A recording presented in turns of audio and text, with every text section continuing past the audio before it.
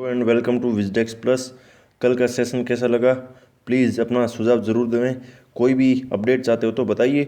बाकी इस वीडियो का पीडीएफ लेने के लिए विजडेक्स प्लस पर जाएं और वहाँ पर आपको पीडीएफ मिल जाएगा। तो कल हमने 3 सवाल अभ्यास प्रश्न छोड़ दिए थे, तो देख लेते हैं कि 2020 में ब्रिक्स की अध्यक्षता किसने की थी। ठीक है, तो ब्रिक्स की अध्यक्षता है जो कि रशिया ने की। ब्रिक्स क्या है? 5 देशों का एक समूह। कौन से देश?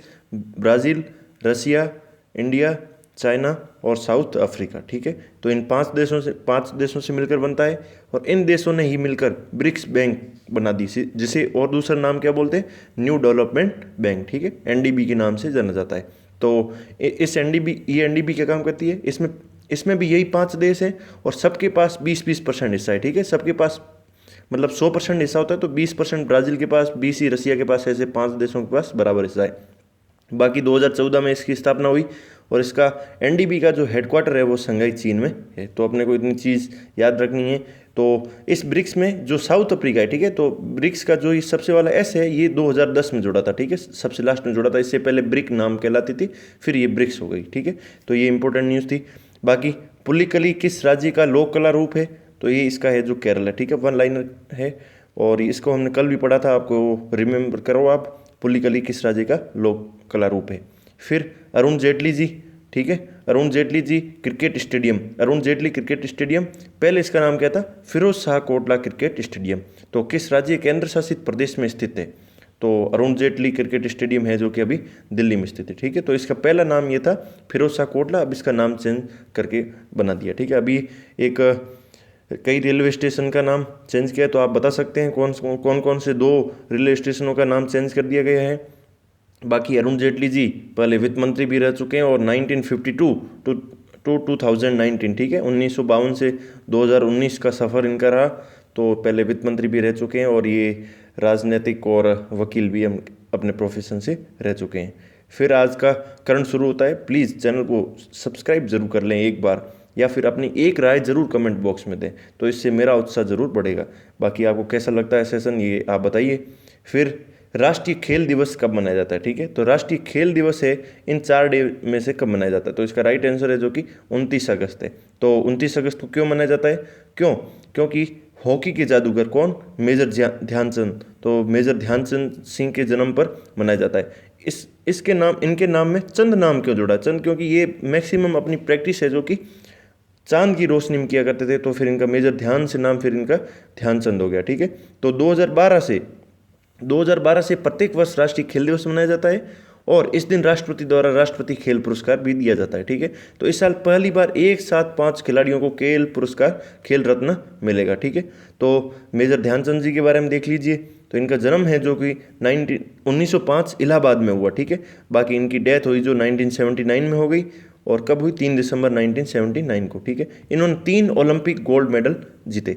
कब कब? 1928 में एम्स्टर्डम में, फिर 1932 में लॉस एंजलिस में, 1936 में बर्लिन में। तो आप इनकी स्टोरी पढ़िए, काफ़ी मशहूर किस्से हैं इनके रहे हैं ज़िंदगी में। फिर इनको सम्मान है जो कि 1956 में दिया, कौन सा? पद्म भूषण, भारत सरकार। ठीक है, फिर 2002 से major Dhyan Chand lifetime achievement award खेल जगत में शुरू भी कर दिया। ठीक है, तो इस major Dhyan Chand lifetime achievement award खेल जगत में पहली बार अवार्ड किसको मिला था? बिराजदार अशोक दीवान अर्पणा घोष को दिया गया था। तो ये मेजर ध्यानचंद जी के बारे में याद रखना है। और ये राष्ट्रीय खेल दिवस कब मनाया जाता है? तो इनको 29 अगस्त को मनाया जाता है। ठीक है, फिर ये नेक्स्ट वाला ज़्यादा इंपॉर्टेंट नहीं है। तो भारत का 51, ठीक है, 51 अंतर्राष्ट्रीय फिल्म महोत्सव का आयोजन कहाँ पर होगा? तो इनमें से 4 में बताना है। काफ़ी फेमस इंटरनेशनल है ये अंतर्राष्ट्रीय फिल्म महोत्सव है, तो ये होगा जो कि गोवा में होगा। ठीक है, तो वर्चुअल रूप से होगा। बाकी डिजिटल प्लेटफॉर्म पर भी इसका प्रकाशन कर दिया जाएगा, लेकिन ज़्यादा इंपॉर्टेंट नहीं है। लेकिन फिर भी देख लीजिए कि अंतर्राष्ट्रीय फिल्म महोत्सव क्या है। तो इसकी स्थापना कब हुई? 1952 में। तो एशिया में सबसे महत्वपूर्ण फिल्म समारोह में से एक है। ठीक है, तो वार्षिक रूप से होता है। इस बार गोवा में इसका प्रसार किया जाएगा। बाकी फिल्म समारोह निदेशालय सूचना और प्रसारण मंत्रालय द्वारा इसे संयुक्त रूप से किया जाता है। ठीक है, तो ये international film festival of India in Goa, तो ये आपको ध्यान रखना है। फिर नेक्स्ट सवाल है कि परमाणु परीक्षण के खिलाफ, ठीक है, जो भी न्यूक्लियर टेस्ट होते हैं उनके खिलाफ इंटरनेशनल डे कब मनाया जाता है? तो इन 4 डे में से जो कि 29 अगस्त को मनाया जाता है। ठीक है, तो 29 अगस्त को अपने 29 अगस्त को विश्व स्तर पर मनाया जाता है। इसका उपयोग क्या कि परमाणु हथियारों को कम करना या फिर परमाणु हथियार जो भी है उन्हें नष्ट करना, या फिर नए परमाणु, एटलीस्ट नए परमाणु हथियार तो ना बन सके, ठीक है। तो इसके लिए अब ये वही देश बनाते हैं जिनके पास अपने परमाणु हथियार है, लेकिन फिर भी उनको ख़त्म नहीं करना चाहते, ये एक अलग मुद्दा है। फिर भी इसके खिलाफ बनाया जाता है, अवेयरनेस फैलाई जाती है ताकि कोई नए देश इसमें शामिल ना हो, ठीक है। तो इसमें यूनाइटेड नेशंस ने इसके एक बिल पास किया था, ठीक है। तो इसने इस बिल के बाद में 29 अगस्त को इंटरनेशनल डे घोषित कर दिया, ठीक है। तो ये आपको ध्यान रखना है। फिर नेक्स्ट है कि निर्मला सीतारमण ने हाल ही में 41वीं जीएसटी परिषद की बैठक की अध्यक्षता की, ठीक है। तो इसके लिए कौन सा संविधान संशोधन किया गया ये आपको बताना है। तो इसमें से आप पहले देख लीजिए कि 100वां संविधान संशोधन किसके लिए था। भारत और बांग्लादेश के बीच में कुछ जमीन के टुकड़े थे, जो कुछ हमने बांग्लादेश को दिए, हमने ज़्यादा दिए बांग्लादेश को, और बांग्लादेश ने हम कुछ कम टुकड़े दिए, लेकिन इसे एक विवाद का निपटारा हो गया, ठीक है। तो 101 ये किसका है, ये जीएसटी रिलेटेड है, ठीक है। और 102 है जो कि national commission for backward classes को इनको क्या है, कॉन्स्टिट्यूशन दर्जा दे दिया गया, ठीक है। 102वां ये है। और फिर 103 है जो कि 10% हिस्सा दिया है किसको, जो भी इकोनॉमिक वीक सेक्शन है, ठीक है। और फिर अभी 104वां भी हो गया। 104 किसके रिलेटेड हुआ तो आप इसके बारे में बताइए। फिर तो अब इसका बताना है कि कौन सा जीएसटी परिषद से रिलेटेड है, तो ये 101 जीएसटी रिलेटेड, ठीक है। तो ये 101वां संविधान संशोधन हुआ। फिर जीएसटी क्या है, संवैधानिक निकाय, क्योंकि इसे कॉन्स्टिट्यूशन में दर्जा देगी किसके आर्टिकल के तहत, 279A के तहत में, ठीक है। तो इसमें ये 279A के तहत इसे दर्जा दे दिया गया, इसलिए संविधान में जो भी जिसको दर्जा दे दिया वो संवैधानिक निकाय हो गया। जिसको संविधान ने दर्जा नहीं दिया, कानून के तहत बनाया, वो हो गया सांविधिक निकाय, ठीक है।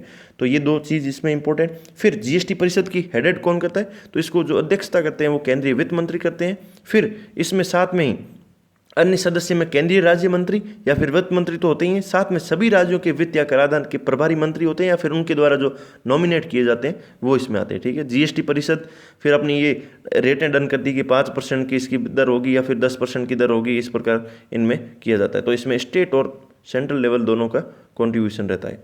फिर नेक्स्ट है कि किसने एनडीसी ट्रांसपोर्ट पहल फॉर एशिया भारतीय कंपोनेंट की शुरुआत की। तो इन चारों में से किसने एनडीसी ट्रांसपोर्ट, तो इसमें से राइट आंसर है जो कि नीति आयोग। तो इनमें क्या किया कि ग्रीन हाउस गैस, ठीक है, जिसके कारण हमारी पृथ्वी का टेम्परेचर बढ़ रहा है, क्लाइमेट चेंज हो रहा है, तो उसको रिड्यूस करने के लिए नीति आयोग ने ये एशियाटीआई के लिए राष्ट्रीय स्तर पर निर्धारित योगदान, ठीक है, national determined contribution transport initiative के लिए भारतीय कंपोनेंट को लॉन्च कर दिया है, ठीक है। तो इसके लिए क्या होगा, भारत का ये थिंक टैंक है नीति आयोग, तो इसे न तो संविधान के माध्यम से बनाया है, न ही किसी प्रकार के एक्ट के माध्यम से बनाया है। तो फिर ये क्या हुआ, तो ये एक मतलब कार्यकारी आदेश के माध्यम से एक आदेश निकाला, उस आदेश में बोला कि नीति आयोग होगा जो कि हमारा थिंक टैंक होगा, और इस प्रकार के सुझाव या फिर इस प्रकार की कार्यान्वयन एजेंसी होगी, ठीक है। तो नीति आयोग को हेडेड कौन करता है, नीति आयोग को प्राइम मिनिस्टर स्वयं इसको हेड करते हैं। जिस भी बॉडी का प्राइम मिनिस्टर खुद हेड करते हैं वो थोड़ी बॉडी इंपॉर्टेंट हो जाती है। फिर नेक्स्ट वाले की हल हिमालय सेंट्रल पार्क, जो हाल ही में खबरों में देखा गया था, किस देश में, तो हल हिमालय सेंट्रल पार्क इन 4 देश में से बताना है, मॉरिशस, मालदीव, श्रीलंका या मेडागास्कर। तो राइट आंसर है जो कि मालदीव में, ठीक है, माले। तो इसमें क्या है कि ये जो सेंट्रल पार्क है, हल हिमालय सेंट्रल पार्क है, इसका जो डेवलपमेंट किया जा रहा है वो किसके द्वारा किया जा रहा है, इंडिया के द्वारा, ठीक है। तो वित्त पोषित इंडिया के द्वारा किया जा रहा है, और 18 अनुदान परियोजना है, तो उसमें से एक हिस्सा है ये जो सेंट्रल पार्क को डेवलप इंडिया के द्वारा किया जा रहा है, ठीक है। तो इसके लिए भारत ने 10 मिलियन मालदीवियन रुपया सहायता की घोषणा की। ओके, फिर नेक्स्ट वाले कि असम सरकार ने वर्ल्ड क्लास की, ठीक है, वर्ल्ड क्लास स्किल यूनिवर्सिटी, मतलब स्किल मतलब कौशल प्रदान किया जाए, किसी काम को किस तरह से अच्छी तरीके से करना है, उसके लिए असम कौशल विकास विश्वविद्यालय विधेयक को मंजूरी दी है, ठीक है। तो इसे कौन से बैंक के द्वारा इसका फाइनेंस किया जाएगा, मतलब इस कॉलेज को डेवलपमेंट, इस यूनिवर्सिटी को डेवलपमेंट करने के लिए कौन सी इसमें से, इन इंस्टीट्यूशन में से कौन सी है जो कि इसे इन पैसा देगी ताकि ये डेवलप किया जा सके, ठीक है। तो 900 करोड़ रुपए की लागत से ये खड़ा होगा, तो इसे एडीबी के द्वारा वित्त पोषित किया जा रहा है, ठीक है। तो अब देखिए ऑप्शन में अपने पहले देख लीजिए, इसमें 4 बैंक है तो इनके बारे में थोड़ी चर्चा कर लेंगे। New development bank, BRICS bank है, इसके बारे में तो हमने चर्चा कर ली, लेकिन एशियाई बैंक और एडीबी और एआईबी के बारे में देख लो। तो एक तरफ होगी एडीबी और दूसरी होगी एआईआईबी, ठीक है। तो एडीबी का हेडक्वार्टर कहाँ है? एडीबी का हेडक्वार्टर है जो एशियन डेवलपमेंट बैंक का हेडक्वार्टर है जो कि फिलीपींस में, ठीक। और एआईआईबी का हेडक्वार्टर है जो कि बीजिंग चाइना में, ओके। और एनडीबी का हेडक्वार्टर कहाँ था? वो शंघाई चाइना में था। और एआईआईबी बीजिंग चाइना में, ओके। तो ये आप ऐसे कर लीजिए, ए और बी, मतलब एआईआईबी तो बीजिंग में हो गया, ठीक है। फिर एनडीबी का हो गया जो शंघाई में, ठीक है। तो आप देख लीजिए कि ये एडीबी की स्थापना कब हुई? 1966 में। और एआईआईबी में देखो कि सबसे ज़्यादा जो शेयर है वो चाइना का है और दूसरे नंबर पर इंडिया पोजीशन बनाता है। वहीं एनडीबी में क्या था कि इसमें सारे देशों का इक्वल हिस्सा है, ठीक है। चाइना के पास 20%, इंडिया के पास 20%, ब्राज़ील के पास में 20%, ठीक है, साउथ अफ्रीका के पास में भी 20% था। तो ये आप एक बार फिर कंपेरिजन कर लेना, गूगल से भी देख सकते हो। और यहाँ पर आप एडीबी, एआईआईबी, ठीक है, एआईबी और एनडीबी और वर्ल्ड बैंक, ठीक है, वर्ल्ड बैंक, इन चारों के बारे में थोड़ी सी आप चर्चा ले लीजिए। फिर किस राज्य केंद्र शासित प्रदेश ने सामाजिक कल्याण योजनाओं के तहत पात्र वाम लाभार्थियों, जो भी लेफ्ट आउट हो गए, जो भी छूट गए, को शामिल करने के लिए इरड़ा अभियान शुरू किया है? तो इन चारों में से किस में से? तो जम्मू कश्मीर में ये इरड़ा अभियान शुरू किया है। तो जम्मू कश्मीर में क्या हुआ कि इरड़ा अभियान के तहत जो भी वित्तीय सहायता, ठीक है, फाइनेंशियल, जो भी जिनको हेल्प मिलनी थी, किसके रिलेटेड? वृद्धावस्था पेंशन, विधवा, विकलांग या दिव्यांग के तहत जो भी योजना थी, यदि उनमें से कोई भी छूट गया है तो ये इरड़ा अभियान के तहत वो वापस जुड़ सकते हैं। फिर किस विभाग ने डिजी लॉकर के साथ इलेक्ट्रॉनिक पेंशन भुगतान आदेश को एकीकृत करने का निर्णय लिया है?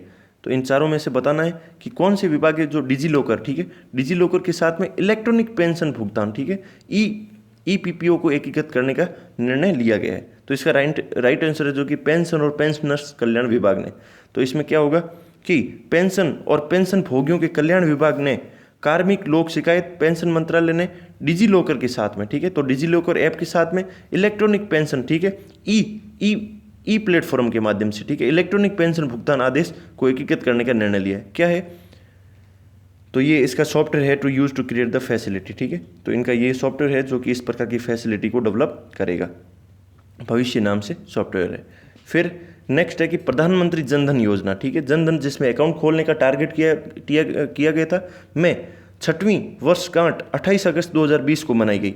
तो पीएम इसको वित्त मंत्रालय का कौन सा विभाग है जो कि इसे संभालता है? तो इन चार में से कौन सा? ये चारों के चार वित्त मंत्रालय के, लेकिन इनमें से एक डिपार्टमेंट है जो कि प्रधानमंत्री जनधन योजना को संभालता है, वो है वित्तीय सेवा विभाग संभालता है, ठीक है। तो प्रधानमंत्री जनधन का वंचित, जो भी जिनके पास अकाउंट नहीं, उनके बैंकिंग सुविधा, क्यों? डायरेक्ट बेनिफिट ट्रांसफर इन्हें प्रदान करना था। डायरेक्ट बेनिफिट ट्रांसफर मतलब जो भी सरकार से रुपया इश्यू हुआ कि इस लोग को जाना है, तो बीच में किसी भी इंटरमीडिएट, किसी भी दलाल को नहीं जाएगा, डायरेक्ट बेनिफिट होगा, ठीक है। किसको ट्रांसफर होगा? जो सामने वाला जिसको मिलना है, ठीक है, तो सरकार के अकाउंट से सीधा का सीधा जिस बेनिफिशियरी को मिलना है उसको चला जाएगा। फिर असुरक्षितों को सुरक्षा और जरूरतमंदों को आर्थिक सुरक्षा। मान लो कि अब कोविड-19 के दौरान 500 या हज़ार रुपए जो दिए जा रहे हैं वो सीधे इनके अकाउंट में ट्रांसफर किए जा रहे हैं और वो बैंक से जाएंगे या फिर ऑनलाइन बैंकिंग के माध्यम से रुपए को क्रेडिट कर लेंगे, ठीक है। तो ये इस फाइनेंशियल सर्विस के विभाग के द्वारा है जो कि चलाई जा रही है। फिर इसमें क्या क्या है कि 10,000 का ओवरड्राफ्ट सुविधा, मतलब कि यदि आपके बैंकिंग की हिस्ट्री अच्छी रहती है तो आप 10,000 रुपये को उधार भी अपने खाते से ले सकते हो, यदि आपके खाते के अंदर रुपए नहीं है तो भी। फिर वित्तीय साक्षरता, ठीक है, फाइनेंशियल लिटरेसी, सूक्ष्म बीमा, ठीक है, माइक्रो बीमा और क्रेडिट गारंटी फंड का सर्जन।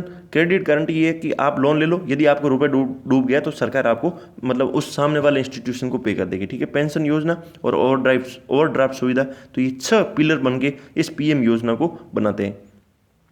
बाकी इसमें मोबाइल एप्लीकेशन जन धन दर्शन ऐप भी बनाया गया है, ठीक है। तो इन बिंदुओं को ज़्यादा और भी मोबिलाइज कर पाएंगे। फिर नेक्स्ट है कि जारवा जनजाति किस जगह निवास करती है? तो इन चार में से बताना है। तो जारवा जनजाति है वो कहाँ पर है? तो जारवा है अंडमान निकोबार द्वीप समूह, ठीक है। तो जारवा जनजाति इस बार क्यों चर्चा में आई? क्योंकि यहाँ पर कोविड-19 का केस आ गया, ठीक है।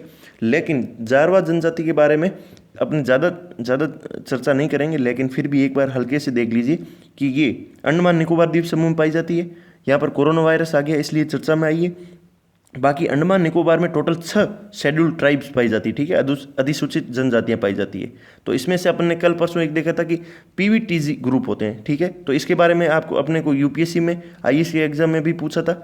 तो आईएएस के एग्जाम में भी इसमें पीवीटीजी के बारे में पूछा था, तो इनकी संख्या जो 75 से भी ज़्यादा है, तो 75 में से 5 तो इसी अंडमान निकोबार द्वीप समूह पर पाई जाती है। कौन कौन सी?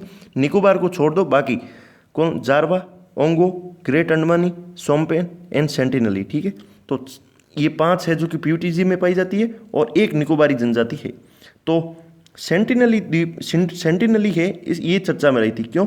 यदि इन सेंटिनली इन जनजाति के पास में कोई भी बाहर का कोई भी व्यक्ति आता तो ये बहुत गुस्सा हो जाती है और उसको मार भी देती है। तो पिछली बार एक कोई टूरिस्ट यहाँ गए थे, तो इन सेंटिनली द्वीप ने उस टूरिस्ट की हत्या कर दी गई थी, ठीक है।